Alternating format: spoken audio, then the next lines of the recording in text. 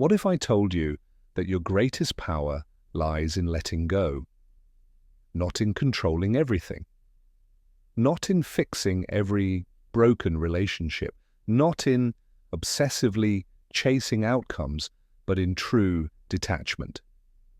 And no, I'm not talking about coldness or apathy. I'm talking about the kind of detachment that keeps you grounded in chaos and steady when everything around you is designed to pull you apart. Because most people, they're prisoners of their emotions. They cling to what's slipping, obsess over the uncontrollable, and confuse attachment with love or loyalty. But the truth is this: the person who can walk away calmly, silently, and without resentment is the one in control. There comes a moment in everyone's life when they realize constantly chasing people, begging to be chosen, forcing outcomes, it's a form of self-abandonment. And that realization stings, because suddenly you remember the times you gave too much, the texts you sent that were never returned, the moments where you bent your boundaries just to be accepted, all those sacrifices made for the sake of being liked or loved. But here's something most aren't ready to admit. Peace doesn't come from getting everything you want. Peace comes from releasing the need to.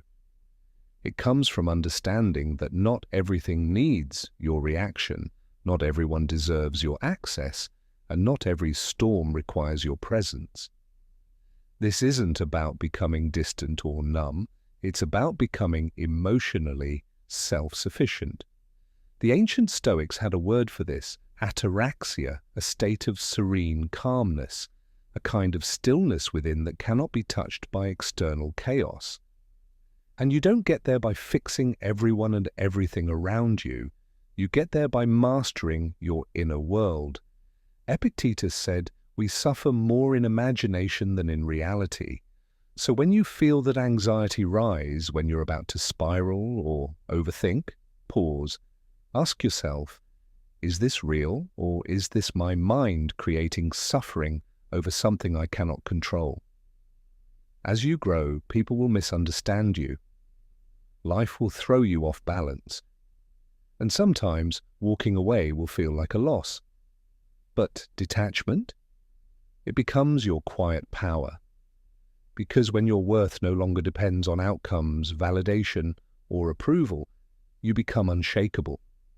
You stop over-explaining your absence. You stop seeking closure that never comes. You stop watering dead plants. Instead, you use that energy to build. Build your emotional discipline. Build unshakable boundaries. Build a life that doesn't need constant reassurance to feel real. Think about the most powerful person you've ever observed, not the loudest, not the richest, but the calmest. Have you noticed how they move? They don't flinch when doubted. They don't chase when ignored. Their silence is loud because they're rooted in themselves. That kind of presence, it's built. It comes from knowing that if something requires you to shrink to keep it, it's not worth keeping. Nietzsche once said, "He who has a why to live can bear almost any how." Detachment helps you discover that why, because once you stop forcing what's fading, you make space for what's aligned.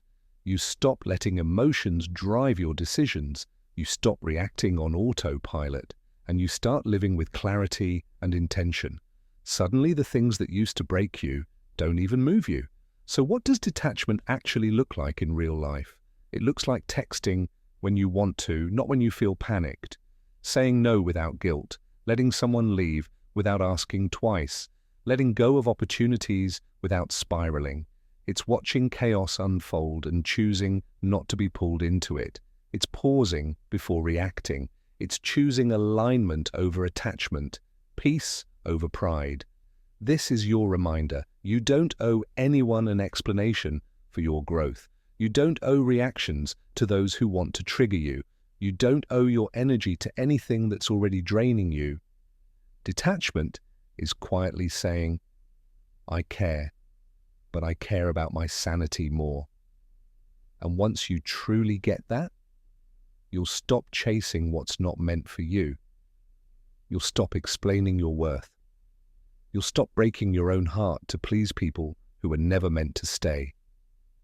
The next time life throws a storm at you, breathe. Ask yourself, is this worth my energy? Because the strongest move isn't always loud. Sometimes it's stillness, it's walking away, it's choosing peace over performance. You don't need to be unbothered to be powerful. You just need to value your inner calm more than your external approval. That's how you take your power back, not by dominating others, but by not allowing them to dominate your peace.